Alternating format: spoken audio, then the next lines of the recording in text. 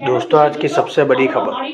ममता बोली, मैं आजाद पंछी शेर की तरह लड़ूंगी, इस्तीफा नहीं दूंगी। हम जनादेश नहीं साजिश से हारे। पश्चिम बंगाल की मुख्यमंत्री ममता बनर्जी ने मंगलवार को कोलकाता में प्रेस कॉन्फ्रेंस के दौरान कहा, मैं सीएम पद से इस्तीफा नहीं दूंगी।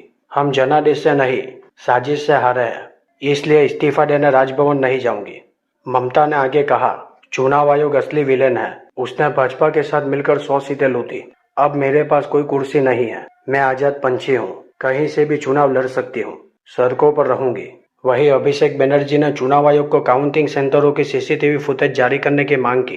तृणमूल कांग्रेस के राष्ट्रीय महासचिव अभिषेक बनर्जी ने पश्चिम बंगाल के काउंटिंग सेंटरों की सीसीटीवी फुटेज रिलीज करने की मांग की है।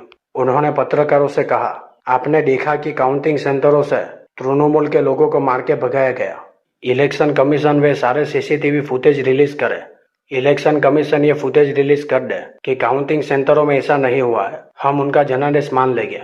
उन्होंने कहा कि मेरा चैलेंज है, मैं काउंटिंग सेंटरों के 100 ऐसे फुटेज देता हूँ, चुनाव आयोग सिर्फ 10 रिलीज कर दे। खासकर 12 बजे के बाद 6 घंटे तक का। मैं आपको शिकायत की कॉपी देता हूँ, जहाँ पर 17C में जो ईवीएम रिकॉर्ड हुआ था और काउंटिंग टेबल पर जो ईवीएम आया, दोनों अलग मशीन थे। प्रेस कॉन्फ्रेंस की शुरुआत में ममता बनर्जी ने कहा कि हम हारे नहीं है, हमारी 100 सीटें चुरा ली गई। हमारी लड़ाई बीजेपी से नहीं बल्कि चुनाव आयोग से थी। ममता ने आखिरी में जाते जाते कहा, मैं हारी नहीं हूँ, इसलिए मैं राजभवन नहीं जाऊंगी, मैं इस्तीफा नहीं दूंगी। ममता बनर्जी ने आरोप लगाया, इस समय जो हो रहा है वैसा उन्होंने कभी नहीं देखा। उन्होंने आरोप लगाया कि जिस तरह से महाराष्ट्र, हरियाणा और बिहार में चुनाव चुराया गया था, वैसे ही बंगाल में चुनाव चुराया है। उन्होंने आरोप लगाया कि पूरे सिस्टम पर कब्जा करने के लिए लोकतंत्र की हत्या की गई। उन्होंने कहा कि सीआरपीएफ के लोग गुंडे जैसा व्यवहार कर रहे थे।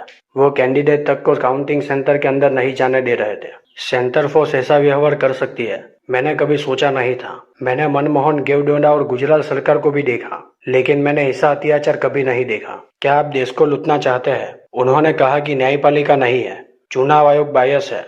भारत सरकार एक पार्टी रूल देखना चाहती है तो लोग कैसे न्याय करेंगे? आप सब कुछ जोर जबरदस्ती से कब्जा करना चाहते हैं। हम बाउंस बैक करेंगे, हम लड़ाई जारी रखेंगे। उन्होंने कहा कि बीजेपी अगर निष्पक्ष तरीके से जीती होती तो मैं कुछ भी नहीं कहती। अगर केंद्रीय बल इस तरह का बर्ताव कर सकते हैं तो मेरे पास देखने के लिए कुछ भी नहीं बचा है। मैंने केंद्र में पहले भी बीजेपी की सरकारें देखी है, लेकिन ऐसा कुछ भी नहीं देखा। लोकतंत्र इस तरह से काम नहीं करता।